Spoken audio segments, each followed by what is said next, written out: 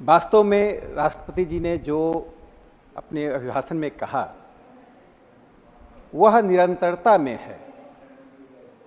2014 में जो परिवर्तन हुआ उस परिवर्तन की जो किरणें इस देश में कश्मीर से कन्याकुमारी तक दिखाई पड़ रही हैं, चाहे वह समाज हो या संस्कृति हो या अर्थव्यवस्था हो, चाहे देश के भीतर हो या देश के बाहर हो, वह जो सूर्योदय 2014 में हुआ उसकी किरणें सर्वत्र दिखाई पड़ रही हैं। जनतंत्र में जब हम मुद्दों के ऊपर तर्क और तथ्य के साथ बहस करते हैं तो शायद जनता का प्रबोधन होता है और सदन इसलिए बना है। मुझे दुख है कि विपक्ष फ्लेक्सिबल मॉरल्स के साथ चलता है। यह लचीला नैतिकता क्या होती है, लचीली नैतिकता क्या होती है, उसका उदाहरण आज भी है और कल का चुनाव भी था। जब इनकी सीटें कहीं बढ़ती हैं और किसी राज्य में इनकी सरकारें बनती हैं तो ये ईवीएम की पूजा करने लगते हैं। जब इनके कारण, इनके अपने कारण से ये चुनाव हारते हैं तो ईवीएम पर सवाल खड़ा करते हैं। इससे मैं भारत के विपक्ष को कहता हूं, they are living the flexible morals. और जिस जनतंत्र में यह दोहरापन होता है वह जनतंत्र कभी भी उन्नति नहीं कर सकता है जहां पर एक बड़ा तबका जनता को बरगलाने की कोशिश करता है। मैंने जिन किरणों की चर्चा की सभापति महोदय, कुछ ऐसी बुनियादी चीजें होती हैं जो पीढ़ियों को लाभ पहुंचाती हैं। मैं बड़ी बातों को छोड़कर मैं जिन दो बातों की चर्चा करना चाहता हूं, पानी और ऊर्जा आज पूरी दुनिया में बहस का मुद्दा है। ये दो उदाहरण इसलिए मैं दे रहा हूं कि देश की जनता को यह पता चलेगा कि माननीय प्रधानमंत्री नरेंद्र मोदी जी ने अपनी दृष्टि से किस प्रकार से देश के उस आयामों को परिवर्तित किया है। नारे लगाना आसान है, विरोध करना आसान होता है, लेकिन देश के बुनियाद को मजबूत करने के लिए दृष्टि चाहिए। 8.5 साल में रिन्यूएबल एनर्जी के क्षेत्र में, नॉन कन्वेंशनल एनर्जी के क्षेत्र में सिर्फ 8.5 साल में 396% की उन्नति हुई है। पूरी दुनिया में भारत आज तीसरे स्थान पर पहुंचा है। पूरी दुनिया भारत के इस मॉडल से आश्चर्यचकित है। सभापति महोदय, मैं 1872 से लेकर 1941 तक के सेंसस रिपोर्ट को पढ़ा। मैं देखता था कि ब्रिटिश साम्राज्य के बाद के बहुत ही कमियां थी, न्यूनताएं तो थी ही, लेकिन उनकी कुछ अच्छाई थी।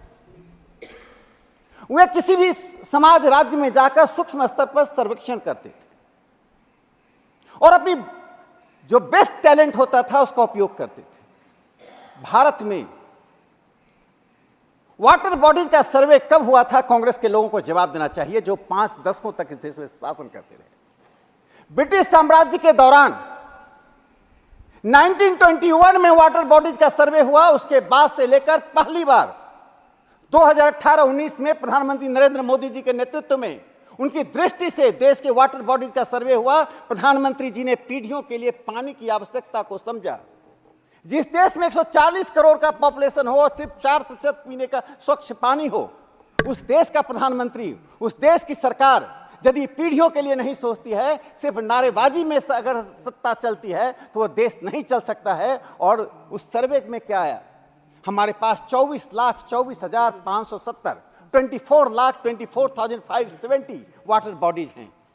आज उसको रिवाइव करने की लगातार कोशिश होती रही। तो मैं इन दो बातों के साथ एक तीसरी बात बताना चाहता हूं। प्रधानमंत्री नरेंद्र मोदी जी को मैं निष्पक्ष पक्षपाती कहता हूं। यह निष्पक्ष पक्षपाती क्या होता है? जब आप गरीबों के लिए, उन गरीबों में न जाति देखते हैं, न धर्म देखते हैं, न संप्रदाय देखते हैं, न क्षेत्र देखते हैं।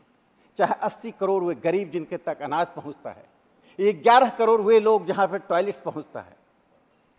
यह काम करने में प्रधानमंत्री जी ने जो किया, इससे मैं इनको कहता हूं कि दलितों के लिए, वंचितों के लिए, गरीबों के लिए, आदिवासियों के लिए खड़ा होने वाले प्रधानमंत्री निष्पक्ष पक्षपाती हैं। जो पक्षपात करते हैं तो गरीबों के लिए करते हैं, पक्षपात करते हैं तो उन हाशिए के लोगों के लिए करते हैं। इसे मैं माननीय प्रधानमंत्री जी का अभिनंदन करता हूं। इस देश की बुनियाद को बदलने के लिए संस्कृति से लेकर अर्थव्यवस्था तक उन्होंने महत्वपूर्ण कदम उठाए।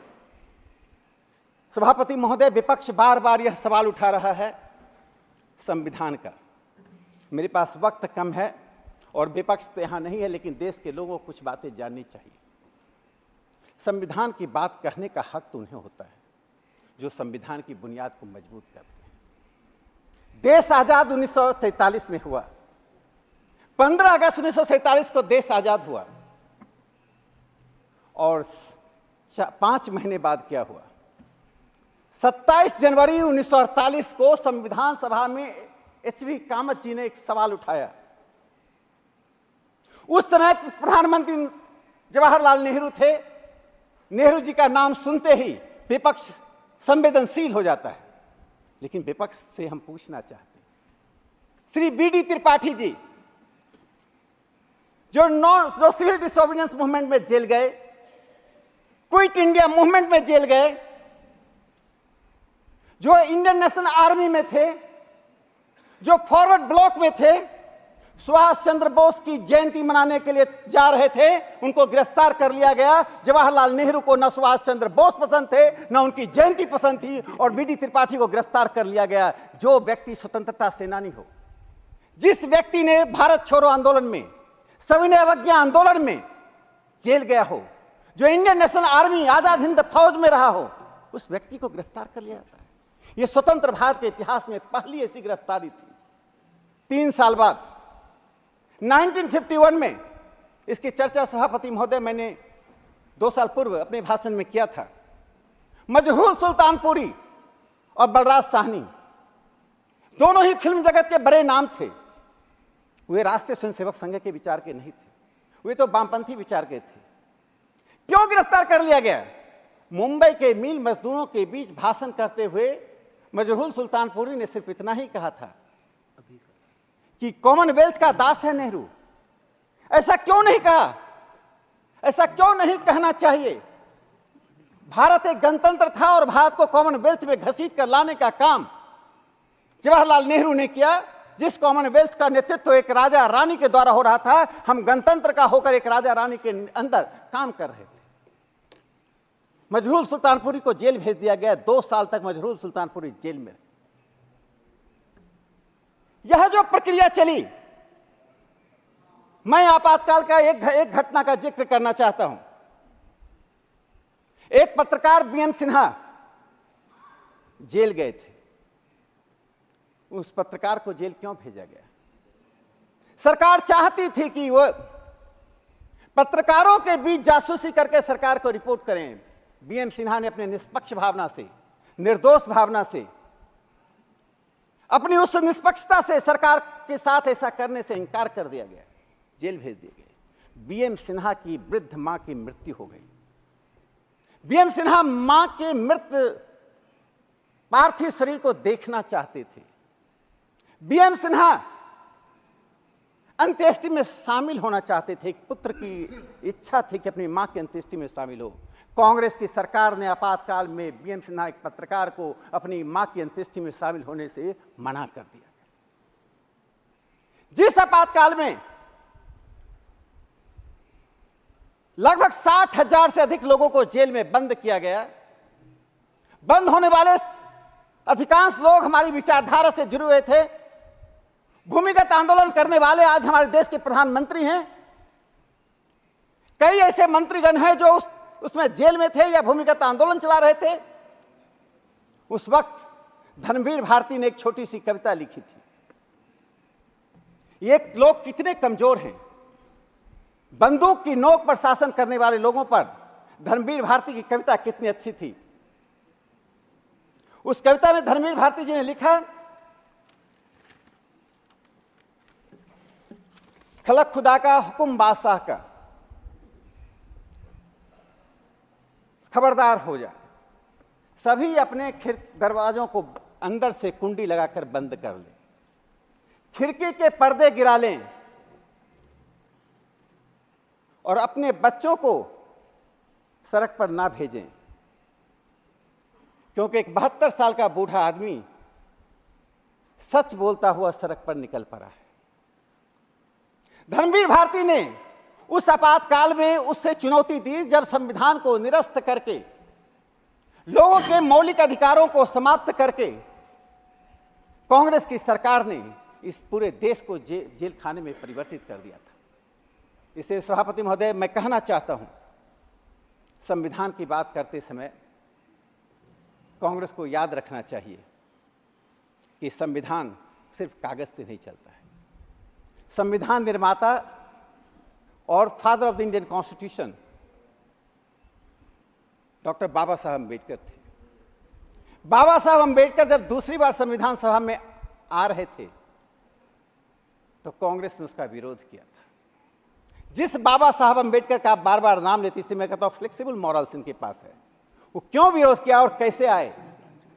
हिंदू महासभा के जयकर जी ने संविधान सभा के अपनी सीट खाली की और जयकर जी की सीट खाली करने के बाद बाबा साहब अम्बेडकर संविधान सभा में आए।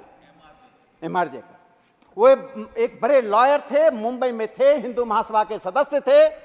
राष्ट्रवादी विचारधारा के व्यक्ति ने बाबा साहब अम्बेडकर को संविधान सभा में लाने का अवसर दिया, अन्यथा उन्हें बाबा साहब अम्बेडकर को संविधान में भूमिका निभाने का अवसर नहीं मिलता। और अंत में मैं एक बात कहना चाहता हूं कि इस देश को जायदाद की तरह ट्रीट करने वाले कौन लोग थे। सभापति महोदय, मैं 2 मिनट लूंगा, मेरा ये अंतिम भाषण ही होगा। मेरा टर्म समाप्त हो रहा है, इसलिए मैं 2 मिनट अगर आप दे दें। How do you know? तो how do you know it is your last भाषण? देखिए, आखिरी भाषण है, आप कैसे कह सकते हैं? देश में एक व्यवस्था होती है और निर्णय पार्लियामेंट्री डेमोक्रेसी में महत्वपूर्ण निर्णय कैबिनेट के द्वारा होता है।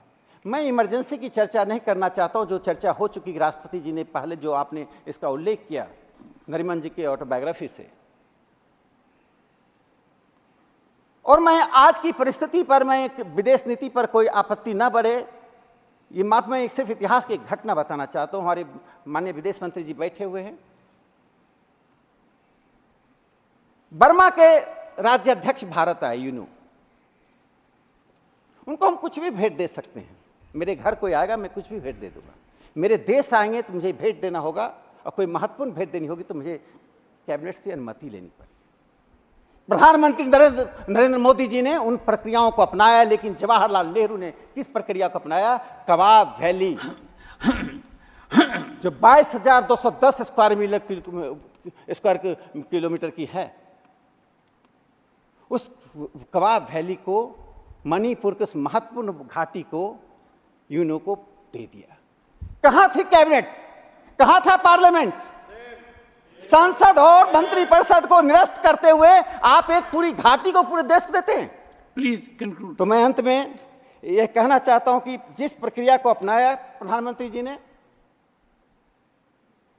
बस 1 मिनट में समाप्त करता हूं। डीकोलोनाइजेशन एक महत्वपूर्ण विषय है। हम आजाद 47 में हुए, इस पर बड़ी चर्चा होगी और अभी डीकोलोनाइजेशन की लंबी प्रक्रिया चलेगी। प्रधानमंत्री जी को मैं कहना चाहता हूं, he is father of decolonisation of India.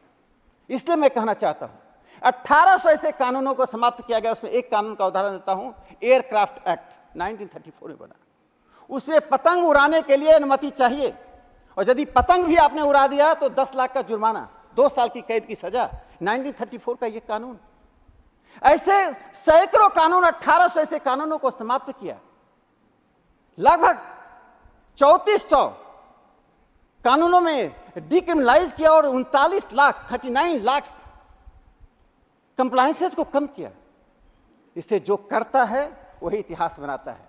जो सिर्फ सोचता है, जो सिर्फ नारे लगाता है, वो इतिहास के दुष्चक्र में, इतिहास के रथ के पहिए के नीचे दब कर रह जाता है। प्रधानमंत्री जी जो सोचते हैं वे करते हैं, और इसलिए उन्होंने 2047 की बात की, भविष्य की बात की। जो पीढ़ियों के लिए सोचता है वो स्टेट्समैन कहलाता है, राजनेता कहता है। जो वर्तमान में सिर्फ अपने लिए सोचता है वो एक भोगी नेता के रूप में रहता है। प्रधानमंत्री जी ने एक रास्ता तय किया है, उस रास्ते पर हम सब चलें। इसी आशा के साथ मैं एक बार पुनः दुख व्यक्त करता हूँ।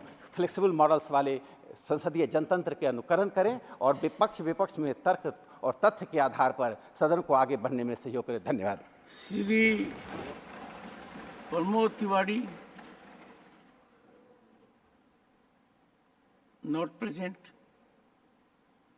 He had made a request for Monday. Shri Johar Sarkar, not present.